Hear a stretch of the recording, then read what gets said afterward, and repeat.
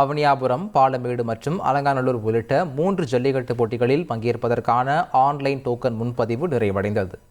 பொங்கல் பண்டிகையை ஒட்டி ஜனவரி 14 முதல் 16ஆம் தேதி வரை மதுரையில், அவனியாபுரம், பாலமேடு மற்றும் அலங்காநல்லூரில் ஜல்லிக்கட்டு போட்டிகள் நடைபெறவுள்ளன. இதற்கான ஆன்லைன் டோக்கன் முன்பதிவு நேற்று மாலை 5 மணிக்கு தொடங்கி இன்று மாலை 5 மணியுடன் நிறைவடைந்தது.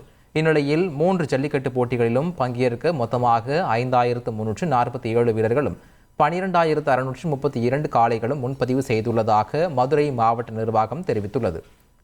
அலங்காநல்லூரில் 5786 காளைகளும் 1698 வீரர்களும், பாலமேட்டில் 4820 காளைகளும் 1914 வீரர்களும் முன்பதிவு செய்துள்ளனர். இதேபோல் அவனியாபுரத்தில் 2026 காளைகளும் 1735 வீரர்களும் முன்பதிவு செய்துள்ளனர். தேர்வு செய்யப்பட்ட மாடுபிடி வீரர் மற்றும் காளையின் உரிமையாளருக்கு குறுஞ்செய்தி அல்லது மின்னஞ்சல் மூலமாக டோக்கன் அனுப்பி வைக்கப்படும் என தெரிவிக்கப்பட்டுள்ளது. மதுரை அவனியாபுரம் ஜல்லிக்கட்டு போட்டிக்கான முன்னேற்பாட்டு பணிகளை அமைச்சர் மூர்த்தி ஆய்வு மேற்கொண்டார். அவனியாபுரத்தில் ஜல்லிக்கட்டு போட்டி வரும் 14ஆம் தேதி நடைபெறவுள்ள நிலையில் முன்னேற்பாடு விறுவிறுப்பாக நடைபெற்று வருகின்றன. இந்த பணிகளை மாவட்ட ஆட்சியர் சங்கீதா, மாநகராட்சி ஆணையர் தினேஷ் குமார் ஆகியோருடன் அமைச்சர் மூர்த்தி ஆய்வு மேற்கொண்டார்.